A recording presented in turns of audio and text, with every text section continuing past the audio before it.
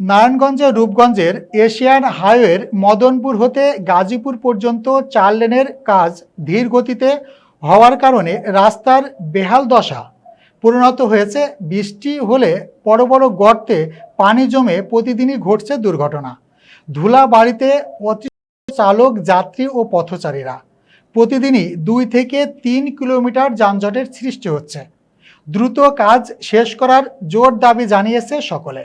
রূপগঞ্জ প্রতিনিধি সাইদুর রহমান জানান, রূপগঞ্জের Asian highway Madanpur হতে গাজীপুর পর্যন্ত 48 কিলোমিটার রাস্তায় এখন দাঁড়িয়েছে জনদুর্ভোগের মরণ ফাঁদে। এই প্রকল্পের নির্মাণ ব্যয় ধরা হয়েছে 3,500 কোটি টাকা। 2019 সালে শুরু হওয়া কাজ 2024 সালে শেষ হওয়ার কথা থাকলেও এখনও শেষ হয়নি রাস্তার কাজ। রূপগঞ্জের চরপাড়া হতে কালাদি, নলপাথর হতে পোনাবো, বরপা হতে তারাবো রাস্তার বেহাল দশা।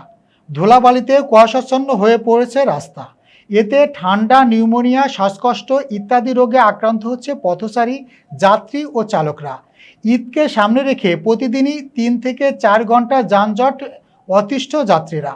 শিক্ষার্থীরা সময় মতো পৌঁছাতে পারছে না স্কুলে, চাকরিজীবীরা যেতে পারছে না তাদের কর্মস্থলে। Purbachal highway police sergeant Mohammad Hashem Mia জানান, এই রাস্তার সংস্কার কাজ চলমান থাকা বৃষ্টি হলে ভাঙা গর্তে ভিন্ন সৃষ্টি হচ্ছে। যানজট নিরসনের জন্য আমরা সর্বদা তৎপর আছি। আমাদের বিভিন্ন এরিয়া নিয়ে থাকতে হয়, এর জন্য বিভিন্ন সময় যানজট সৃষ্টি হলে আমাদের আসতে দেরি হয়।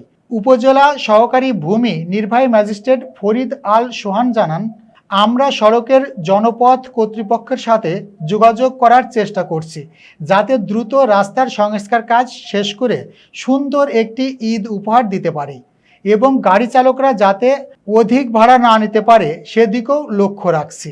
তার কাজটা অনেক দিন ধরে সাধারণ মানুষের ভোগান্তি হচ্ছে, আর এত ধীরগতিতে কাজ চলতেছে যে কাজের কারণে মানুষের চলাফেরার অনেক কষ্ট হচ্ছে।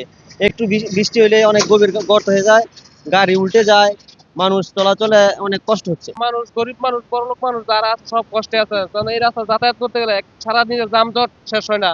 এই রাস্তার দ্রুত কাজ শেষ করা দরকার। বৃষ্টি হয়ে গেলে গাড়ি চালাইতে হয় না, ধুলা বালু। কার্যক্রম চলমান, সংস্কার কার্যক্রম চলমান থাকার কারণে আসলে এখানে ভাঙ্গা গর্ত, বিভিন্ন যান চলাচলে মাঝে মাঝে একটু বিঘ্ন সৃষ্টি হচ্ছে। তো বেশিরভাগ ক্ষেত্রে বৃষ্টি হলে একটু যান চলাচলে একটু বিঘ্ন ঘটে।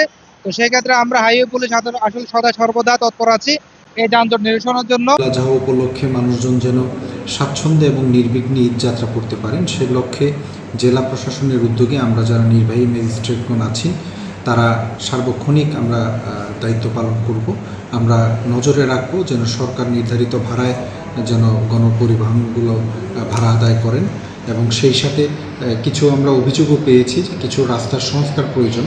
আমরা সংশ্লিষ্ট দপ্তরের সাথে যোগাযোগ করছি এই রাস্তাগুলো যেন দ্রুত ঈদের আগেই সংস্কারগুলো সম্পন্ন হয়, মানুষ যেন স্বাচ্ছন্দ্যে ঈদ যাত্রা করতে পারে।